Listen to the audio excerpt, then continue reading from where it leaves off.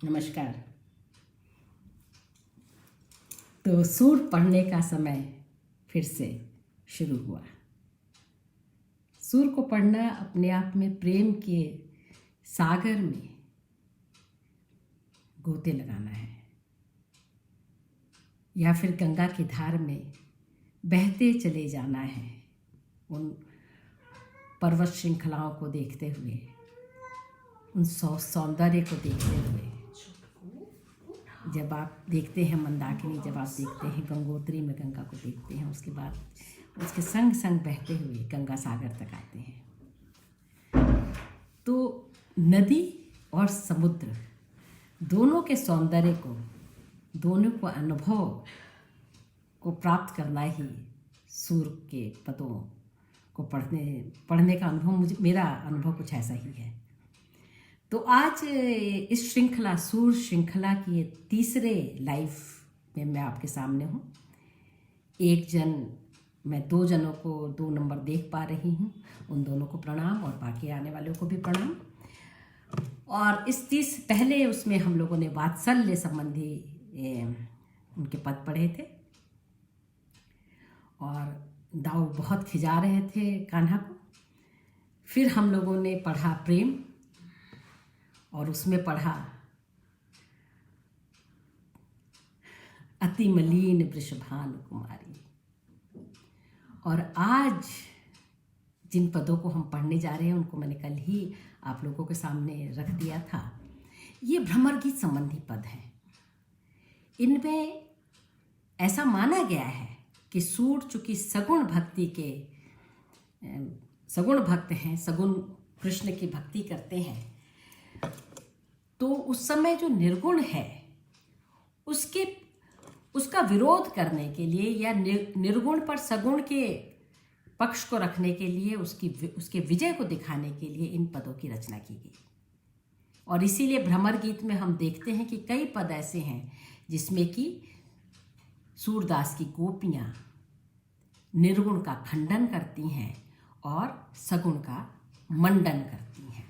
और इसीलिए हम प्रियंका, हेलो, बाकी लोगों को, विपिन और पुरुषोत्तम को मैं देख पा रही हूँ, बाकी लोगों को नहीं देख पा रही हूँ कौन लोग हैं। तो ये है मतलब भ्रमर गीत सार में, भ्रमर गीत के पदों में। तो आज हम उसी को देखेंगे, निर्गुण सगुण विवाद को। शुभम नमस्ते। तो मैं सबसे पहले जिस पद को पढ़ूंगी, और फिर मैं ये कहूँगी कि जो एक कॉमन सेंस है कि सूर ने जिस निर्गुण का खंडन किया, या भ्रमर गीत में जिस निर्गुण का खंडन हुआ, वे कबीर, रैदास, नामदेव ये निर्गुण थे, नानक ये निर्गुण है। क्या सचमुच में इन निर्गुणों का खंडन हुआ? या अगर कोई सी निर्गुण का खंडन हुआ तो वो कौन है? इसकी थोड़ा सा मैंने इस पर पिछले अपने दोनों लाइव्स में भी कुछ कहा है, लेकिन आज तनिक विस्तार से हम लोग बात करेंगे। तो सबसे पहले हम पढ़ते हैं कविता। 3 कविताएं मैंने रखी हैं, उसके आसपास भी मैं कुछ और कविताएं भी पढ़ती रहूंगी। ऊधो काहे को भक्त कहावत, जूपे जोग लिखी पठवो हमको, तुमहु न भस्म चढ़ावत, श्रृंगी मुद्रा भस्म अधारी, हम ही कहाँ सिखावत, कुबिजा अधिक श्याम की प्यारी, ताही नहीं पहिरावत, यह तो हमको तबही न सिखयो, जब ते गाय चरावत, सूरदास प्रभु कौ कहियो अब, लिखी लिखी कहा पठावत। ये जो भ्रमर गीत में उधो का संदेश है, उधो उसको अपना संदेश नहीं बताते। वे कहते हैं कि कृष्ण ने ये कह करके भेजा है कि तुम निर्गुण की साधना करो।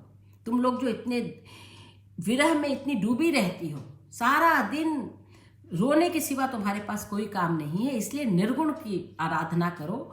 वह जो अगोचर है, वह जो अगम है, जिसका कोई नाम नहीं है, अनाम है, जो न कभी जन्मा है, न कभी जिसकी मृत्यु होगी, ऐसा जो आदि अंत से परे है, जो यानी जो कृष्ण नहीं है, कृष्ण का स्वरूप नहीं है, उसकी तुम आराधना करो। ये कृष्ण कृष्ण करके रोने की जरूरत नहीं है, क्योंकि सच्ची सच्ची जो साधना है वो उस अगम की ही साधना है। ऐसा उद्धव ने कृष्ण के नाम से संदेश गोपियों तक पहुंचाया था। इसीलिए गोपियां कहती हैं, अब काहे को भक्त कहावत, अरे किस तरह के भक्त कहलाए हम? उद्धव, तुम भी अपने आप को कृष्ण का वो परम सखा और आदि कहते हो, भाई क्यों? जू पे जोग लिखी पठवो हमको, उन्होंने योग के बारे में लिख करके हमें संदेशा भेज दिया है।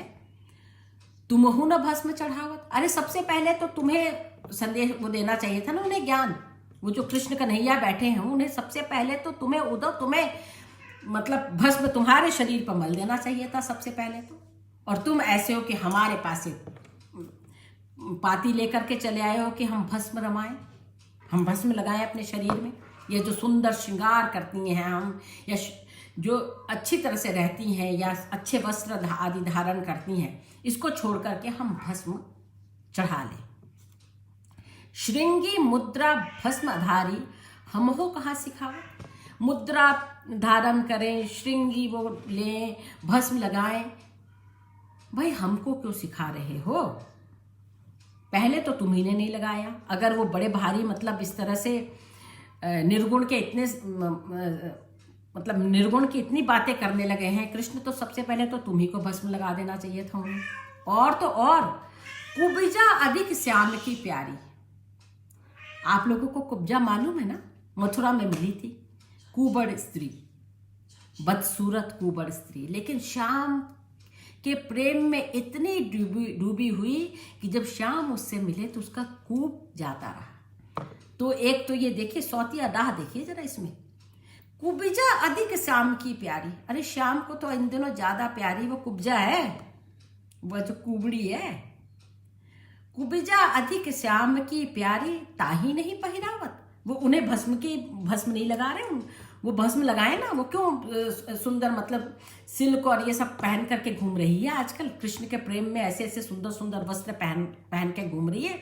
उसी को ये मतलब गुदड़ी पहना दे, कंथा पहना दे, बोरी पहना दे, उसी को पहना दे ना, और उसी को भस्म रमा दे, लगा दे उसके शरीर पर भस्म। कुब्जा अधिक श्याम की प्यारी ताही नहीं पहरावत, उनको नहीं पहरा रहे हैं, हमारे पास ये संदेश भेज दिया उन्होंने, हमें कह दिया है, क्योंकि यहाँ से चले गए हैं। अब किस तरह से अपने लजवन पचाए, हमारे में भोजपुरी में है कि लजवन किस तरह से पचाए, इस तरह का संदेश भेज दे दिया है। तो यह तो हमको तभी न सीखो, या तो ये बात तभी सिखा देते, ऐसा तो नहीं है कि ब्रज से गए और मथुरा में जाते ही बड़े ज्ञानी पंडित हो गए, वो कुछ तो पहले भी जानते होंगे ना। यह तो हमको तभी न सीखो, तब सिखा देते ना जब तय गाय चरावत, जब यहाँ पर गौवे चराते थे, गाय चराने जाते थे और हम उसके साथ, तब हमारे शरीर में उनके पीछे पीछे दौड़ते हुए, या वो हमारे पीछे पीछे दौड़ते हुए उनके शरीर में और हमारे शरीर में धूल तो हम लोग पहन लेते थे, भस्म कभी नहीं लगाते थे। यानी हम लोग खेलते हुए एक दूसरे के पीछे दौड़ते हुए धूल और यमुना तट की रेत तो हम पे आ जाती थी, या केली क्रीड़ा करते हुए, भस्म तो कभी नहीं लगाया जब गाय चराते थे। सूरदास प्रभु को कहियो अब लिखी लिखी कहा पठावत, सूरदास कहते हैं कि गोपियां कहते हैं अब हम क्या कहें, ये लिख लिख के हमें क्या भेज रहे हैं, ये कैसी कैसी बातें लिख करके हमें भेज रहे हैं।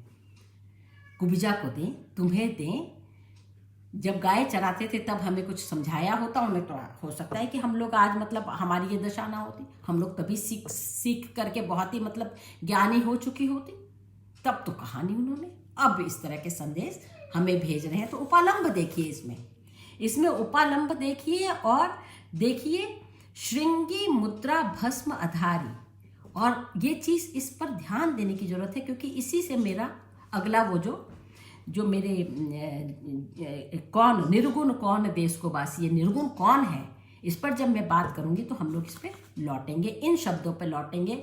श्रृंगी मुद्रा भस्म आधारी हम हो कहाँ सिखावत। अच्छा, अब देखिए अगली वो करें, बड़ी सुंदर कविता है। हम तो दोहों भांति पल पायो, हमें तो दोनों ही दोनों जहां हमें मिल गए। जब थे तब उनके दर्शन होते थे, अब जब नहीं है तो मन उन्हीं में रमा हुआ है। हम तो कृष्णमय हो गई हैं।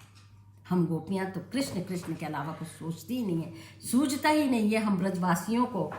हम तो दुहु भांति फल पाए, दोनों जहां के फल मिल गए, दोनों प्रकार से हमें फल मिलता है। जो गोपाल मिले तो नीको, नतरु जगत जस छायो। अब अगर गोपाल मिल गए तो क्या बात है, नीको बहुत अच्छा, नतरु जगत जस पायो।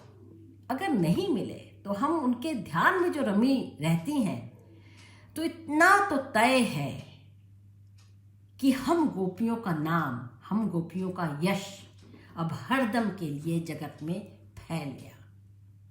यदि हमें मिल जाते हैं तो क्या बात, बहुत अच्छी बात है। न मिले तो हम उनके ध्यान में, उसके रस में, उनकी भक्ति में इस तरह से डूबी रहती हैं कि आप लोगों को मालूम है ना क्यों कहा जाता है कि अगर प्रेम हो तो गोपी के समान, गोपिका के समान प्रेम होना चाहिए, गोपिका के समान भक्ति हमें मिले। भक्तों की यही कामना है कि उनकी जो भक्ति हो गोपिका सदृश, गोपिका की तरह की। यानी हमें तो यश मिल जाना है अगर कृष्ण ना भी मिले तो। कह हम या गोकुल की गोपी वरणहीन घट जाती। हम तो भाई इस गोकुल की गोपियां हैं, वर्णहीन है यानी निम्न वर्णहीन है। वैसे तो स्त्रियां किसी भी वर्ण की हो घटी जाती ही होती हैं, उनका स्थान हरदम नीचा ही है। लेकिन ये कह रही हैं कि हम गोपियां गोकुल की हैं, वर्णहीन हैं और ओछी जाति की हैं, नीची जाति की हैं। कहा वे श्री कमला के बल्लभ मिली बैठी एक पाती। अरे भैया वो तो कमला के बल्लभ हैं, वो तो साक्षात लक्ष्मी के प्रिय हैं, पति हैं, श्री के पति हैं। एक पांत में दोनों बैठते हैं भैया, वो तो बड़े बड़े लोगों के बीच में बैठते हैं, वो लक्ष्मीपति हैं, कोई साधारण है श्याम। कृष्ण कोई साधारण व्यक्ति है? अरे भैया वो विष्णु हैं और श्री के पति हैं। निगम ज्ञान मुनि ध्यान अगोचर, ते भय घोष निवासी। निगम ज्ञान मुनि ध्यान अगोचर, जिनकी व्याप्ति, जो निगम वेदों में जो हमें मिलते हैं, वेद और पुराण में जिनका नाम है, जिनका ध्यान ज्ञानी और मुनि दोनों जिनमें ध्यान रमाते हैं, और इतना ध्यान रमाने के बावजूद उनके लिए वो अगोचर हैं, उनको मिलते नहीं हैं, क्योंकि वो उस परंपरा में ध्यान कर रहे हैं, निर्गुण की परंपरा में, जिसमें कि आप अगम अगोचर का ध्यान करते हैं, इसीलिए वो अगोचर ही रहते हैं उनके लिए।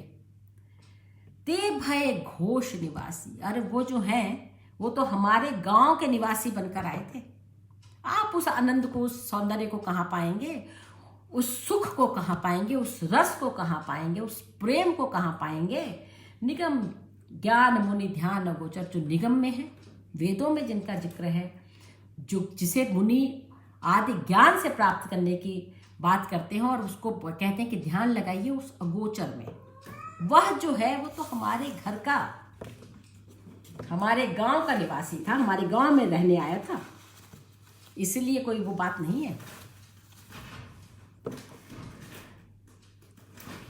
ता ऊपर अब कहो देख दो मुक्ति कौन की दासी। जो हमारे साथ यहाँ रहा, जिसके साथ हम लोग खेले, जिसको हम लोगों ने मक्खन के लिए रुला दिया, जो हमारे पीछे पीछे घूमता रहता था,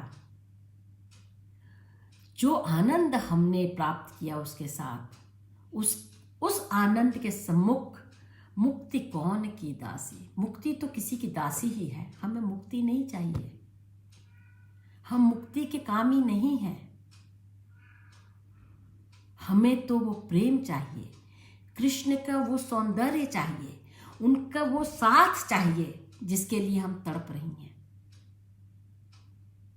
और चले गए हैं तो हम उनके वियोग में कृष्णमय हो जा रही हैं, उन्हीं दिनों को याद करती रहती हैं। हमें तो वो चाहिए, हमें किसी तरह की मुक्ति कौन की दासी, किसकी दासी है मुक्ति भाई?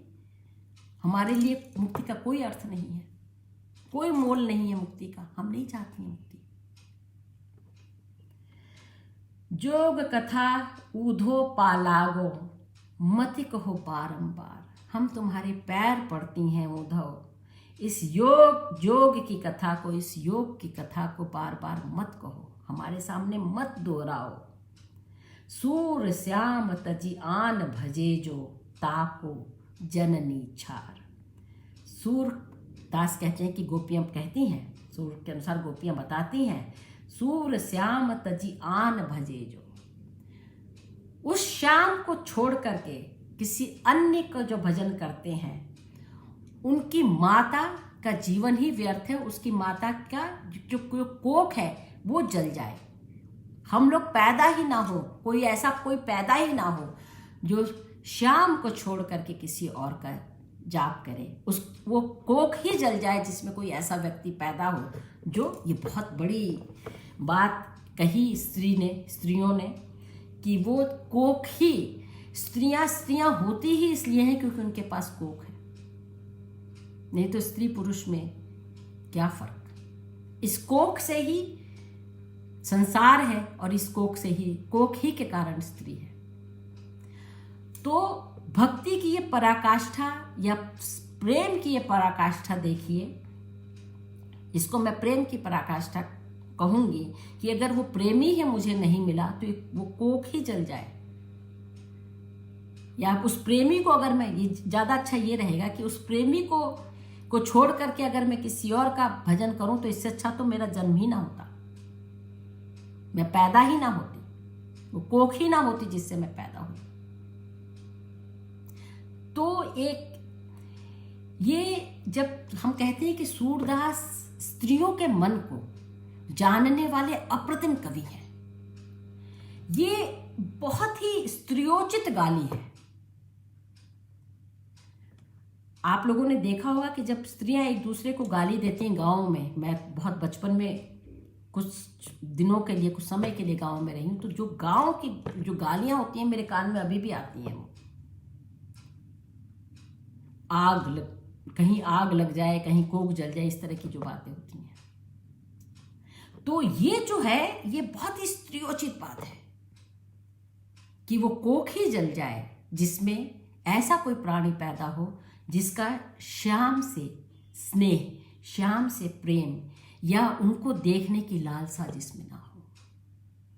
ये सगुण, अगर हम सगुण और निर्गुण के विवाद के तरह से देखें तो सगुण के पक्ष में ये बहुत बड़ा तर्क उभर कर आता है, ये बहुत बड़ा तर्क है।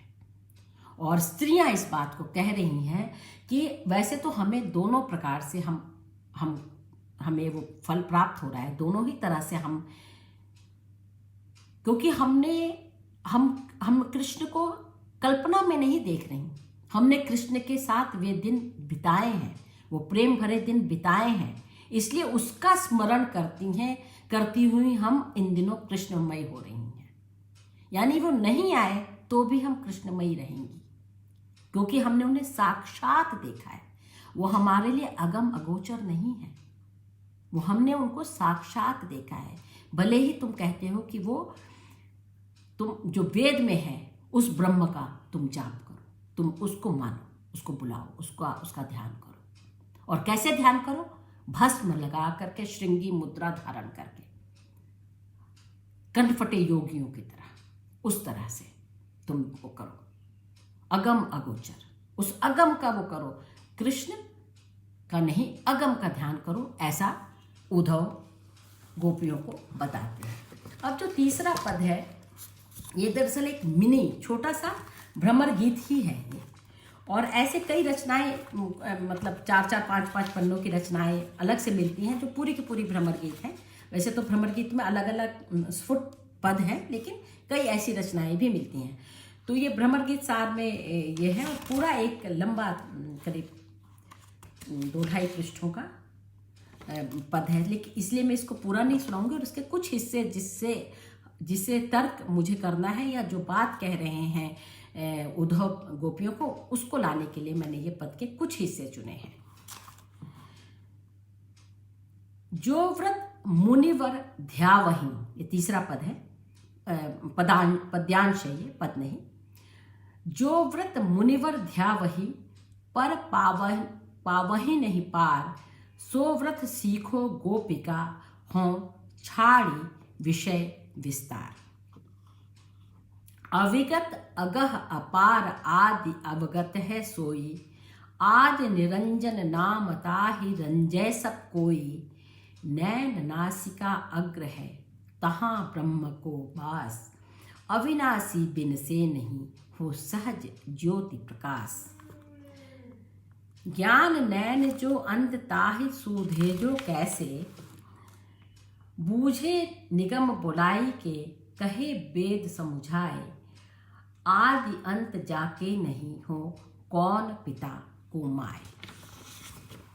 तो उद्धव जिस ब्रह्म का ध्यान करने के लिए गोपियों को बताते हैं, वे बताते हैं कि वो बहुत कठिन साधना है। तुम्हारी तरह नहीं है कि तुम मतलब सारा दिन उनके ध्यान में लगे रहते हो, काम भी करती रहती हो और तुमको लगता है कि तुम कृष्ण की आराधना कर रही हो, उनके प्रेम में डूबी हो। बहुत कठिन है वो सब मामला। और उसको तो मुनिवर, श्रेष्ठ मुनिवर माने श्रेष्ठ मुनि ध्यान लगा लगा करके भी उस अपरंपार को पार नहीं कर पाते, उसको देख नहीं पाते, उसे समझ नहीं पाते, बूझ नहीं पाते। सो व्रत सीखो गोपिका हो छाड़ी विषय विस्तार। तुम तो विषय भोगों में, तो रोजमर्रा की जिंदगी में जी रही हो, अपने परिवार को चला रही हो, अपने गायों को देख रही हो, सब काम कर रही हो। इस विषय विस्तार को छोड़ो और उस व्रत का पालन करो। अविगत, विगत नहीं है, जो कभी खत्म नहीं होता, विगत नहीं होता। अगह, जिसको ग्रहण नहीं कर सकते। अपार, जिसका कोई पार नहीं। आदि अवगत है सोई, जिसके आदि के बारे में हम नहीं जानते कि कब जन्मा, क्योंकि उसके माता पिता के बारे में हमको नहीं मालूम कौन है। उसका ना कोई माँ है ना उसका कोई पिता है। वो आदि और अंत से जो परे है। आदि अवगत है सोई, जिसको ये जो कहते हैं कि ब्रह्म क्या है, अविगत अगह अपार आदि, इस तरह से अवगत कराया जाता है ब्रह्म को। आदि निरंजन नाम ताहि रंजय सब कोई। उसको जब ध्यान करते हैं, उसकी जब रंजना, उसका रंजन जब करते हैं, उसके ध्यान में जब आनंद की बात करते हैं, उसके ध्यान को जब हम लगाते हैं उस पर ध्यान, आदि निरंजन नाम ताहि, वो निरंजन है फिर भी उसको रंजन है करना है, वो निरंजन है फिर भी उस पर ध्यान लगाना है। नैन नासिका अग्र है तहाँ ब्रह्म को वास। भ्रिकुटी में कहते हैं कि ब्रह्म का वास है। यहाँ से ध्यान लगा करके नैन को यहाँ पर केंद्रित करके उसका ध्यान लगाना है, तब वो ज्योति हमें दिखाई देगी। हमें यहाँ पर अपना ध्यान केंद्रित करना है। ध्यान अपना सांस को मतलब लेते हुए ध्यान पूर्वक हमें उसका ध्यान करना है, तब उस ज्योति का प्रकाश होगा। वो ज्योति स्वरूप है, ब्रह्म ज्योति स्वरूप है। उस तरह से उसका ध्यान लगाए रखो, हर जगह से ध्यान को केंद्रित करके यहाँ ले आइए। आप हर जगह से ध्यान को हटाना है और एक जगह ध्यान को केंद्रित करना है और इसकी साधना करनी है। तब जा करके वो ज्योति, उसका प्रकाश तुम्हें दिखेगा और वही ब्रह्म है। और वह जो आनंद है वो अपरंपार है। तो गोपियाँ बोलती हैं, भैया हम तो ज्ञान के नैन से ही अंधे हैं, हमारे तो ज्ञान चक्षु ही नहीं खुले, तो सूझे सो कैसे, हम उसको वो सूझेगा कैसे, हम तो अंधे हैं। हम अगर आंखें होती, हमारे पास ज्ञान होता तो कुछ हम देख पाते। तुम कहते हो उनके माता पिता नहीं है, वे बूझे निगम बोलाई कि कहे वेद समुझाए। आदि अंत जाके नहीं कौन पिता को माए। अरे हम तो ज्ञान कनिष्ठ गोपियाँ हैं, हम वेद पढ़ ही नहीं सकती, हम वेद और ज्ञान के बारे में जान ही नहीं सकती, तो हम उसका कैसे ध्यान करें। पहले तो तुमने स्त्रियों को वेद पढ़ने से रोक दिया, अब कहते हो कि उसका ध्यान करो। तुमने इतना जंजीर हमारे पैरों में बांध दिया है, घर गृहस्थी का सारा कुछ इतना सब दे दिया है हमको, और फिर कहते हो कि उसमें ध्यान लगाए। अरे हम तो साधो सहज समाधि भली। ये कबीर के पद को याद कीजिए कि जो जो अगर हम परिक्रमा भी करते हैं, सो जाते हैं, खाते हैं, तो सब उसी को समर्पित है। पुष्टि मार्ग ये कहता है, त्वदीय वस्तु गोविंदम, तुम्हारी ये वस्तु है और तुम्ही को समर्पित है। जैसे वो कहता है वही सहज साधना। हम तो जो जो करते हैं हम बस उसी को समर्पित करते रहते हैं, उसी को देते रहते हैं। तो हमें तो वेद पढ़ने का मौका नहीं दिया, हम तो उसके प्रेम में इतनी पागल हैं कि सारा दिन उसी का ध्यान रखते हैं। भाई विरह से ज्यादा बढ़िया ध्यान हो ही नहीं सकता। अगर विरही का मन कहीं पर रमता है तो सिर्फ प्रेमी में है। उससे बेहतरीन ध्यान की कोई स्थिति अवस्था ही नहीं है। इसीलिए निरंतर विरह की साधना, विरह की कामना भक्त करते हैं, क्योंकि तब ध्यान रमा रहता है। मीरा के पदों को पढ़िए, कबीर को देखिए, कितना विरह है उसमें, क्योंकि तभी ध्यान रमता है वहां पर। तो गोपियां कहती हैं हम तो परम विरही हैं, हम तो यहाँ रहते तो भी हम उनके पीछे पीछे दौड़ते थे, उनको छू ले तो भी हमें लगता था कि पूरा क्यों नहीं स्पर्श कर लिया, उन्होंने हमें क्यों नहीं स्पर्श किया। हम तो निरंतर इसी स्थिति में रहती हैं। तो हमें तो यही स्थिति चाहिए। तुम कहते हो उसके माता पिता नहीं है, कुछ नहीं है, तो हमें इस स्थिति से कोई मतलब नहीं। सामान्य जो सोच है इसके बारे में, जो सोच क्या, जो आमतौर से आचार्य रामचंद्र शुक्ल ने सबसे पहले इस बारे में बात की। वैसे तो आचार्य रामचंद्र शुक्ल का कैनन जो है, उनका जो प्रमेय है वो तुलसीदास हैं। तो हम देखते हैं कि हिंदी आलोचना में, हिंदी साहित्य के इतिहास में, इस आलोचना में हम देखते हैं कि जब भी भ्रमर गीत की बात होती है तो बात होती है कि ये जो निर्गुण है, जैसे कि मैंने पहले भी कहा, वो कबीर आदि है। कबीर आदि का जो निर्गुण है उसी का खंडन, चूंकि उस समय बहुत सारे निम्न जातियों के संत भक्ति काल के दौरान बहुत सारे रचनाएं कर रहे थे। आप देखेंगे कि स्त्रियां और तथाकथित निम्न जाति के अनेक भक्तों की रचनाशीलता हमें इस दौरान मिलती है, देखने को मिलती है। और जब वे रचना कर रहे हैं तो निश्चय ही वो बहुत ही असुविधाजनक सवाल भी उठाते हैं कि अगर सब में खून एक है तो ऊंचे नीचे कैसे हुई, अगर कोई वामन वामनी जाया आन बाट काहे नहीं आया। इस तरह के सवाल उठाते हैं कि आखिर आपने ऊंचे नीचे पूरी की पूरी चीजें, सिस्टम इस तरह के सब बनाया क्यों नहीं है। ईश्वर के सम्मुख हम सब बराबर हैं, एक की बात आती है। और कहा हम जब इस कैनन में देखते हैं तो आचार्य रामचंद्र शुक्ल और सारे, बहुत मैं उसके साथ कह रही हूँ इस बात को, एक मतलब विद सेंस ऑफ रिस्पॉन्सिबिलिटी, एक अध्ययनशील उसके रूप में, चूँकि मेरा काम है भ्रमर गीत पर। तो आप चाहे आचार्य रामचंद्र शुक्ल को देखें, नंदुलारे बाजपेयी को देखें, हजारी प्रसाद द्विवेदी को देखें, मुक्तिबोध जिन्होंने सिर्फ एक वो लिखा है, निबंध लिखा है भक्ति पर, वो किसी भी हरवंशलाल शर्मा जो बहुत बड़े सूर के स्कॉलर माने जाते हैं, वो इन सब लोगों में जब हम निर्गुण की बात करते हैं तो कहते हैं कि ये कबीर आदि निर्गुण है। मैंने जब इसका अध्ययन किया और इसका अध्ययन करने के लिए फिर मैंने कबीर और अन्य निर्गुणियों का जब अध्ययन किया तो मैंने इसको पाया। और इस बात को मैं पहले भी कह चुकी हूँ, और ये मेरा लेख जो है, ये आलोचना के जो नया आलोचना है, सहस्राब्दी अंक 36 में मेरा ये लेख है, निर्गुण कौन देश को वासी। तो ये छपा हुआ लेख है, इसलिए अगर कोई इस रिसर्च को अपने नाम से कहे तो वो मतलब बाकायदा वो चोरी कर रहा होगा। इसलिए प्लीज़ इस बात को ना कहिएगा, क्योंकि ये छपा हुआ लेख है और इस बात से बहुत लोग जानते हैं कि ये मेरी रिसर्च है, कि ये जो निर्गुण है ये कबीर आदि निर्गुण नहीं है। मैंने जैसे कि पहले भी कहा था कि आप जब देखेंगे उसमें भस्म की बात करेंगे, मुद्रा की बात करेंगे, श्रृंगी की बात करेंगे, तो ये नाथ पंथ से जाके सीधे जुड़ता है। कबीर भस्म आदि की बात उस तरह से, और अगर कबीर के हम योग और कबीर और अन्य संतों के योग और इस तरह की बात पद देखेंगे तो हम देखेंगे ज़्यादा नहीं है। ये सच है कि कबीर के जो राम है या निर्गुणियों के जो राम है वो ना दशरथ घरी औतरी आवा, ना लंका का राव सतावा, नावे ग्वालन के संग फिरिया, गोवर्धन ले न कर धरिया। यह कबीर ग्रंथावली के पृष्ठ 32 पर ये वाला, मैं वहाँ से ये दोहा पढ़ रही हूँ, साखी पढ़ रही हूँ। तो उनके जो राम है, जबकि वो बार बार राम कहते हैं, मेरा मन सुमिरे राम को, मेरा मन राम ही आही, अब मन राम ही है गया, शीस नवावो काही।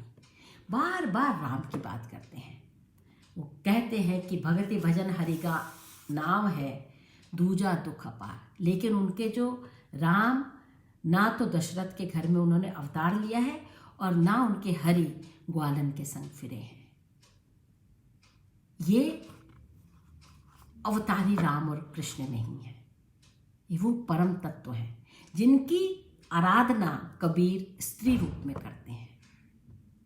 एक लेवल पर ये निर्गुण है, लेकिन ये इनको जब हम देखते हैं और ख़ास तौर से कबीर के विरह के पद जब हम पढ़ते हैं, जैसे कि मैं पढ़ करके आपको सुनाती हूँ, कबीर का ही है। अब तो ही जान न देहूँ राम प्यारे, ज्यों भावे त्यों हो हमारे, बहुत दिनन के बिछुरे हरि पाए, भाग बड़े घर बैठे आए, चरणनि लाग करो बरियाई, प्रेम प्रीति राखो उरकाई। यह शुष्क साधना नहीं है, ये ध्यान नासिका अग्र में ध्यान रमाने वाली बात नहीं है, न भस्म रमाने वाली बात है, न कनफटे योगियों के से घूमने वाली बात है। यह सूत काटते हुए, कपड़ा बुनते हुए, प्रेम प्रीति राखो उरकाई की बात है। 5 जनों का जमात चलाते हुए इसमें समाज को त्यागा नहीं गया कि समाज को त्याग दिया जाए। आप जितने भी संतों के पद पढ़ेंगे, कब उनके रचनाएं साखी पढ़ेंगे, उनके दोहे पढ़ेंगे, तो आप ये देखेंगे कि उसमें कहीं भी समाज का बहिष्कार नहीं है, बल्कि समाज से वो सीधे सवाल करते हैं वो लोग। और इसीलिए वो कहीं नहीं बोलते कि, और उल्टे कबीर तो बोलते हैं कि साकत, ब्राह्मण साकत अगर मिल गया तो उससे मत मिलिए, शूद्र अगर कोई वैष्णव मिल गया तो उससे मिलिए, साकत के घर को छोड़ दीजिए, किसी वैष्णव की छपरी में रह जाइए। इस तरह की सीधी सीधी बात कहते हैं कि शाक्तों के साथ मत जाइए। तो जब हम इस भस्म आदि की बात भ्रमर गीत सूरदास के, नंददास के, परमानंद दास के भ्रमर गीतों में देखते हैं, तो हम लोगों के उनकी एक एक चीज़ देखनी चाहिए कि क्या आप कहना चाह रहे हैं। और अगर आप बहुत गहराई से उसको देखेंगे, उनके जब अगोचर अगम की बात को देखेंगे, जब वहाँ पर वो कहते हैं कि सपने की तरह ये संसार है, तुम इसको बताते हो, तो आप इस बात को देखेंगे कि सपने की तरह संसार या संसार को तुम वास्तविक नहीं बताते। ये सीधे जाकर के शंकराचार्य के अद्वैत से जाके जुड़ता है। और जो पद्धति है, आराधना की जो पद्धति है, वो शाक्तों और नाथ पंथियों से जाकर जुड़ती है, उस कबीर आदि से नहीं जुड़ती, जहाँ पर इतना गहरा प्रेम है। बार बार मतलब प्रेम की बात होती है। अब आप रैदास का एक पद मैं आप लोगों को सुनाती हूँ। अब कैसे छूटे राम रट लागी, प्रभु जी तुम चंदन हम पानी, जाकी अंग अंग बास समानी। प्रभु जी तुम स्वामी हम दासा, ऐसी भगति करे रैदासा। ये लोग भक्ति की बात करते हैं, जबकि नाथ पंथी जो वैरागी हैं वो भक्ति की बात नहीं करते, वो वैराग्य की बात करते हैं। ये लोग बार बार भक्ति की, कबीर तो अपने आप को भक्ति कहते हैं। रैदास की आपने भक्ति देखी, कैसे भक्ति की बात कर रहे हैं। अब आप दादू का एक पढ़े सुने। राम विमुख जग मरी मरी जाई, जीवे संत रहे ल्यो लाई, लीन भय ये आत्म रामा, सदा संजीवनी किए नामा। अमृत राम रसायन पिया, ताथे अमर कबीरा किया। उन्होंने राम का रसायन पिया, इसीलिए कबीर अमर है, ये दादू कहते हैं। वो कबीर को अपना गुरु की तरह देखते हैं। राम राम कहीं राम समाना, जन रैदास मिले भगवाना। आदि अंत केते कलि जागे, अमर भये अविनाशी लागे। राम रसायन दादू माते, अविचल भय राम रंगी राते। राम के रंग में मैं रंग गया। ये भले ही दशरथ सुतराम नहीं है, लेकिन ये उस तरह से नैन नासिका अग्र वाली राम नहीं है। ये एक सब जगह कण कण में व्यापने वाले राम है, हर रूप में मौजूद राम है। आप किसी भी रूप में उन्हें देखिए और उनके रंग में रंग जाइए। यह है राम जो सर्वत्र व्याप्त है। तो ये जो इनके जो राम है, हमारे जो संत कवि हैं, जिनको संत कहा गया या निर्गुण भक्त कहा गया, ये इनके जो भक्ति का आधार है वो भले ही दशरथ सुत ना हो, लेकिन वह भस्म रमाने वाला भी नहीं है।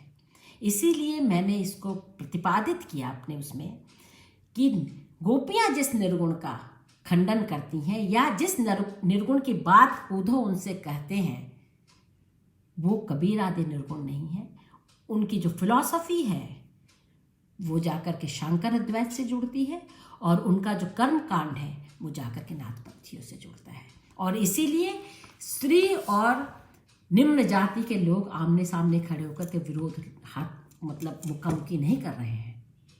वो तो साथ खड़े हैं, वे दोनों तो साथ खड़े हैं और राम के रंग में रंग में रंगे हुए हैं। तो निर्गुण कौन देश को वासी, ये निर्गुण कबीर आदि के देश का निवासी नहीं है। इस बात को हमें न केवल समझ लेना है, बल्कि आप लोगों को मैं आमंत्रित करती हूँ कि आप भ्रमर गीत को, तमाम भ्रमर गीत जो परंपरा है भ्रमर गीत, उस परंपरा को देखिए। उस पूरी परंपरा को पढ़ने के बाद आप, और इसी के साथ में ये कहूँगी, खाली वह मत पढ़िएगा, आप शंकर अद्वैत पढ़िए, आप पुष्टि मार्ग का जो विशिष्टाद्वैत है उसे पढ़ें। इन सब को साथ पढ़ें, और पढ़ करके और साथ में आप गोरख को भी मैंने उसमें अपने इस थीसिस में और इस लेख में कोट किया है, और उसका एक कोटेशन मैं आप लोगों को सुनाना चाहूँगी। कई कोट किए हैं। गिरही को ज्ञान, अमली को ध्यान, बूचा को कान, वैश्या को मान।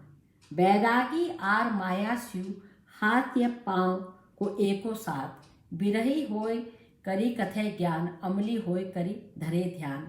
बैरागी होय करे आशा नाथ, कहे तीन्यों भाखा पासा। तो इनका अपना बिल्कुल अलग सिस्टम आता है, इनका बहुत अलग है। चलंत पंथा, लुतर कंथा, उरंत बेहा, चलंत देहा, इस तरह से गोरखनाथ जिस उसकी बात कर रहे हैं, ये भले ही हमारे कबीर, हम देखते हैं कि कबीर नाथपंथियों से प्रभावित हैं, उनके शब्दों को उन्होंने लिया है, वैराग्यों से प्रभावित है, उनके कई सारे शब्दों को लिया है, लेकिन वो समाज से कटे हुए कहीं नहीं है। वो निरंतर प्रेम की बात करते हैं। प्रेम उनके लिए बहुत जरूरी, भक्ति के मार्ग में प्रेम और विरहा जिन्हें कहो विरहा है सुल्तान। इस विरह के बिना राम की प्राप्ति नहीं होती, ध्यान नहीं रमता, इसकी बहुत जरूरत है। और यही प्रेम का, अगर आप वियोग होते ही प्रेमी को छोड़ भगे और किसी और से प्रेम करने लगे तो क्या सच्चा प्रेम है? यह सवाल कबीर और सूर दोनों उठाते हैं। ये सवाल गोपियाँ बार बार उद्धव से पूछती हैं और कहती हैं कि भाई हम तो कृष्णमयी हो गई, हमें कृष्ण चाहिए, और तुम कितनी भी बातें करो, हमें तो वही चाहिए जिसके साथ हम गाय चराती थी, और जिसने गाय चराते हुए हमें कभी भी इस तरह की कोई ज्ञान की बात नहीं कही थी। और अगर हम उसके प्रेम को छोड़ देंगे, इससे तो अच्छा था कि हमने जन्म ही न लिया होता। हम अगर किसी और को ध्यान देते हैं, इससे अच्छा था कि हम मर मिटें, हम मर जाएं, बजाय इसके कि हम किसी और का ध्यान करें। तो यह है सूरदास का भ्रमर गीत। मेरा बहुत ही प्रिय टॉपिक है, बहुत ही प्रिय, मुझे बहुत अच्छा लगता है सूरदास को पढ़ना। आज इसकी जो सूरदास के तीसरा लाइव मैंने इस पर किया। और अब दो बातें। पहली बात तो ये कि कल मैं जो कहानी सुनाऊंगी उसको मैं अपने फेसबुक लाइव से सुनाऊंगी, और उसके बाद उसे पोस्ट करूंगी अपने यूट्यूब पर, कहूँ एक प्रसंग पर, और ताकि आप लोगों को सुविधा रहे उसको सुनने के लिए। कल भी मैं एक कहानी सुनाऊंगी, वो पंचतंत्र की ही कथा होगी। और मेरा विचार है कि अगली बार मैं सूर पर नहीं बात करूंगी, अगली बार मेरी इच्छा हो रही है कि कहानी सुनाऊं आप लोगों को, किसी एक कहानी को पढ़ूं उसी तरह से जैसे मैंने मृदुला गर्ग की हरिबिंदी पढ़ी थी। तो एक कहानी पढ़ूं, उस पर कुछ बात करें हम लोग, और उसके अगले वाले में अगर आप लोग कहेंगे, अपनी इच्छा जाहिर करेंगे, तो मीरा क्या एक पद मैं कहना, उस पर बात करना पसंद करूंगी। तो हम अगली बार एक कहानी सुनेंगे। कल की कहानी मैं अपने फेसबुक लाइव से करूंगी, ठीक? तो बहुत अच्छा लगा आप लोगों से बात करते हुए। लगता है बहुत लोग बोर हो गए इस सारे विमर्श में। तो अब क्या कहा जाए, कोई भी एक पद, जो भी पद खुले उसको एक पढ़ करके सूर को नमस्कार किया जाए। चलिए यहाँ पर। मधुकर छाड़ अटपटी बातें, फिरी फिरी बार बार सोई सिखवत, हम दुख पावती जाते। अनुदिन देती असीस प्रात उठी, अरु सुख सोवत निहाते।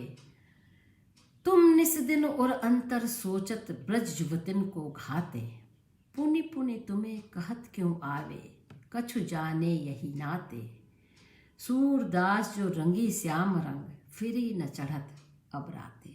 अब उस पर कोई रंग नहीं चढ़ेगा, श्याम का रंग चढ़ गया है। तो श्याम के इस रंग के साथ, श्याम के इस प्रेम के साथ, गोपियों और श्याम के इस अद्भुत प्रेम के साथ, जो मेरे मन को अब पुलक से भर रहा है, पुलकित किए दे रहा है, इसके साथ काश ऐसा ही प्रेम, ऐसे ही अनुभव हो, इतने ही सुंदर, इतने ही हृदय का विस्तार करने वाले और मन को एक जगह एकाग्र करने वाले, ज्ञान की परम मुद्रा में ले जाने वाले, ऐसा प्रेम सबको मिले, इसी कामना के साथ नमस्कार। Thank you.